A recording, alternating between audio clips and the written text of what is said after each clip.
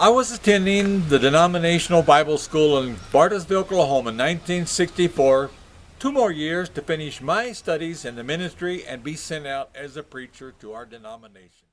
Even though I had received a music scholarship at Azusa Pacific in California, I decided to go back east to Bartlesville College as well and do my studies there. I had no idea what was going to be in my future. I met Roberta for the first time in the college cafeteria. She was dressed in a blue polka dot dress, and she was beautiful. A friend introduced me to Tim, but I don't remember much about that first meeting. I asked Roberta if I could sit with her that evening in the Sunday service. My friend said, "Tim, just get lost and leave her alone." And my response was, "Hey, stay out of my business." School always began with a spiritual emphasis week for everybody to have peace with God. I don't remember how the music director found out that I played the piano, but he asked me to play for that special event, which was quite an honor. I arrived late that night, and I was surprised, shocked to see Roberta was playing the piano. I made a promise in my heart. I was going to do everything I could to persuade her to become my lifetime partner. Tim pastored a little rural church on weekends, and I often accompanied him and played the piano there and listened to him preach. Coming home one evening from Lamont, Kansas, we adopted a Bible verse for our relationship based on Matthew 6:33. Seek ye first the kingdom of God and His righteousness, and He will add all that you need. As our friendship progressed, we decided to go meet Tim's parents in Kansas in January 1965. And when I was introduced to his parents, his mother said, "Well, if we can't get too excited about this, please forgive us. Please forgive us because we've heard this before." And I just looked at Tim like, "What?" My father gave me his approval to marry Roberta. On January 29th, at a little stop sign on a country road, Tim asked me to marry him. After a long pause, I said, "Forever's a long, long time."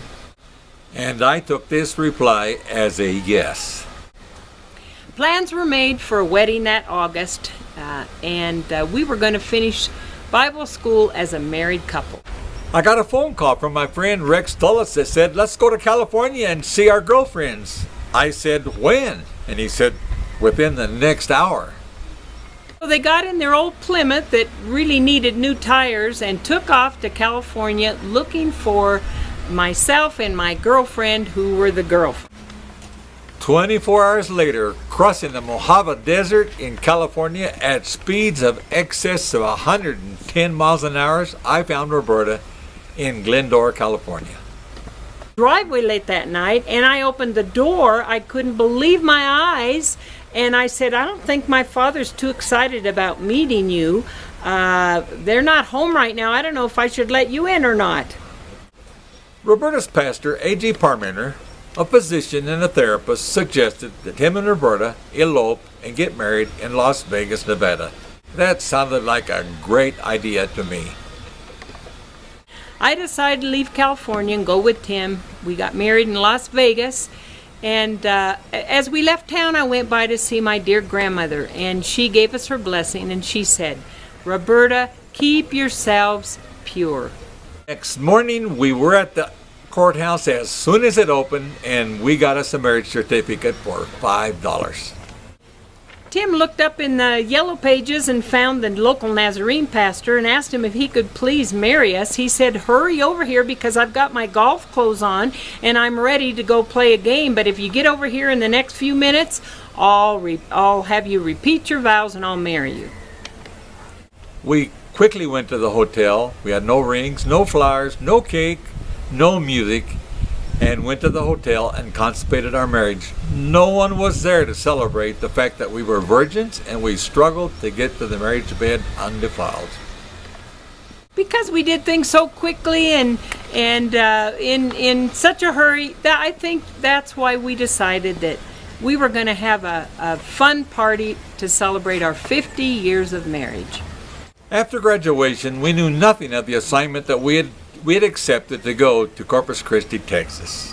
Just that the superintendent had offered us $25 a week and a brand new washing machine. That sounded good to us. Arriving in Corpus Christi, we were shocked and amazed to find out that 90% of our neighbors were Hispanic, mostly Mexican. Some were Guatemalans and some Colombians, but it became a problem for our Anglo-Saxon congregation that so many of the Hispanics were coming to be part of our church. In Corpus Christi in 1966 in December, our daughter Regina came to become part of our family. We were happy. After 2 years, I had a divine appointment in a bicycle shop where I met some full gospel businessmen.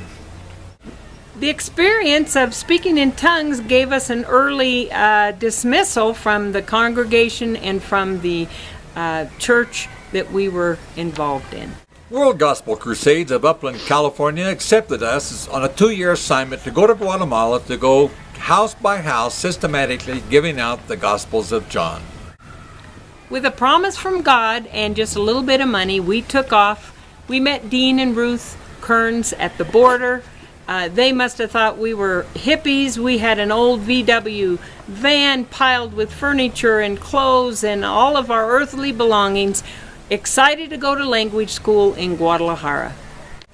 In language school in Guadalajara, we had road trouble with tires and brakes on Dean Kearns' trailer on the way to Saltillo, Mexico. We went looking for an apartment, and to our surprise, the one that we found, the landlady said, well, you can have the first week free rent because the last people moved out a week early. And so even though we were very low on money, the Lord gave us our first miracle by letting us have a week free rent. We loved Guadalajara, and I had a lot of fun stirring up the Holy Spirit revival in language school. Dean and Ruth Kearns were settled in at the Yucca Trailer Park not too far away. Tim attended that first semester. There wasn't enough money for me to attend, but I was able to spend time with Regina, our daughter. On May 5th, 1969, I was 5 months pregnant with our son Jason, and we boarded a bus on our way to Guatemala with 28 boxes, all of our earthly belongings, and we were off. And we really didn't have enough money to buy a ticket in Mexico City for Guatemala. It was at the bus station that Billy and Jesse Daniels met us, dear friends of ours, and they said, we just think you probably need some money, and we're here to give it to you. Yeah, in August of 1969, Jason was born in Guatemala to become part of our family. We sat on the floor. We had no chairs. Our table was suitcases, and there we began distribution of the Gospels of St. John in Guatemala, house by house, city by city. Over the years, we've hosted many groups, shock troopers they called themselves, as they came down to distribute Gospels, to do village evangelism. And my real passion was the charismatic prayer meetings with the Catholics on Friday night.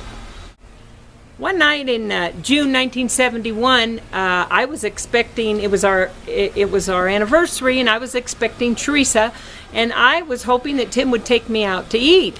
But instead, he came home from a trip in the jungles, and he brought me a parrot. Well, I was glad that we didn't go out to eat, because later that night, our daughter Teresa was born. Then Joe Walter came to be part of our family in 1974, and shortly after that, an earthquake. February the 4th, 1976, 23,000 people died in Guatemala. Many of them are neighbors. Marlita, our homegrown, homeborn daughter, was born in September 1977, and she also has brought us much joy, as have all of our children. In 1979, we went to San Antonio to become part of the Hispanic Church, and we spent 6 years in the Covenant Church of San Antonio, Texas. Tim started selling Twinkies, and we as a family would help. I had to dress up as a clown, and what a woman won't do for her man. In 1987, John Wimber came to San Antonio, and a wave swept over the Covenant Church, and many of the families were sent out. We went to Elm Springs, Arkansas, to the YWAM base, and there we reconnected with our friends at the Outreach Center. For Regina and Teresa and Jason, this became a time of a lot of change. Jason had new house parents who were Dean and Ruth Kearns, who graciously accepted him as a son, and Teresa went to live with Uncle Steve and Aunt Mary in California. Meanwhile, in Mexico, a group of Christians were being formed in the city of Valle de Bravo in the state of Mexico. 2 Spanish widows, Elena and Noemi, who have come here to outreach and have met many of you, were the beginnings of that group. And years before, Kiko Hernandez, as well as Roy Lesson and Don Lesson, had a part in the early seeds of evangelism in this place where we now live. So Tim and Roberta became pastors here in Valle de Bravo, and our characteristic, I would think, would be that we made many trips. We took trips of 25 mariachis. We won trips on a KLM trip on a plane. We earned free tickets. We've taken 18 pastors to the Pastors Clergy Conference to Stand in the Gap, youth groups and drama, ethnic teams of youth traveling 56 villages of ethnic communities in Mexico. I think probably characteristic of our ministry has been the trips that we've made. And now for the past several years, we've included in that businessmen's trips in different places here in Mexico and in Guatemala, talking about principles and how we can bring Christ's presence to the marketplace.